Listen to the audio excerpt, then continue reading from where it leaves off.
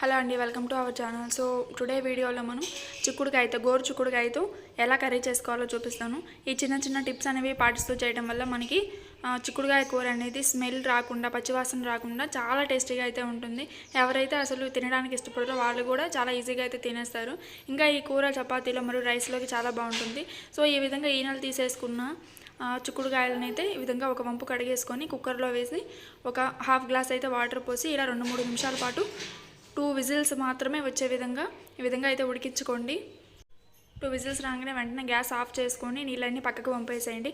And ఈ వాటర్ని కూడా పడవేయకుండా మనకి చింతపండు వేసి తాలింపు పెట్టుకోవచ్చు, చాలా రుచిగా అయితే ఉంటాయి.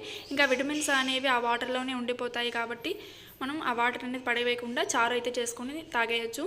సో ఈ తర్వాత ఈ విధంగా ఉడికిన చిక్కుడుకాయలు మనకి ఒక 2 నిమిషాల పాటు ఆరబెట్టుకోవాలి. తర్వాత కళాయిని పెట్టేసి ఒక 2-3 టేబుల్ స్పూన్స్ ఆఫ్ ఆయిల్ని వేసి తాలింపు గింజలు ఇంకా 2-3 నలగగొట్టుకున్న చిన్నులపాయలను అయితే వేసుకోండి. ఇంకా కరివేపాకు, మీ దగ్గర కొత్తిమీర ఉంటే కొత్తిమీరని కూడా కొంచెం యాడ్ చేసుకోండి. స్మెల్ అనేది చాలా బాగుంటుంది. ఇంకా తాలింపులో మనకి వెల్లిపాయ వేయడం అనేది మంచి స్మెల్ అయితే వస్తుంది. ఈ విధంగా మొత్తం అంతా ఫ్రై అయిన తర్వాత కారాన్ని ఇక్కడ మనం తాలింపులోనే యాడ్ చేస్తున్నామండి. ఇది మోస్ట్ ఇంపార్టెంట్, ఎందుకంటే మనకి తాలింపులో యాడ్ చేయడం వల్ల మంచి టేస్ట్ అండ్ ఇంకా ముక్కకు కూడా బాగా పడుతుంది, పచ్చి వాసన లేకుండా ఉంటుంది. సో ముక్క చప్పదనం రాకుండా ఉంటుంది కాబట్టి ఎల్లిపాయ కారాన్ని యాడ్ చేస్తున్నాను. ఎల్లిపాయ కారం అంటే ఏం లేదండి, మనకి వేయించిన ధనియాలు, చిన్నులపాయలు మరియు కారాన్ని మిక్సీ పట్టి వేశాను.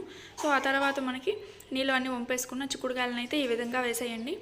ఒక లో ఫ్లేమ్లో ఉంచేసి మూత పెట్టి ఈ విధంగా బాగా కలిపి మూత పెట్టేసి ఒక 2 నిమిషాల పాటు అయితే ఉంచండి.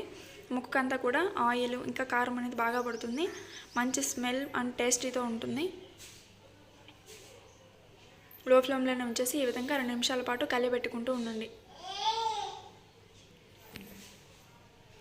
పచ్చి వాసన అంతా పోయే విధంగా మనం ముక్కల్ని వేయించుకోవడం వల్ల మనకి చిక్కుడుకాయ కూర అనేది పచ్చివాసన రాకుండా ఇంకా లోపలికల్లా కారం పట్టి చాలా టేస్టీగా అయితే ఉంటుంది.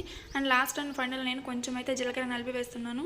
ఫ్రైలో జీలకర్ర టేస్ట్ అనేది చాలా బాగుంటుంది. సో ఈ విధంగా అంతా కూడా కలిపి పెట్టుకున్న తర్వాత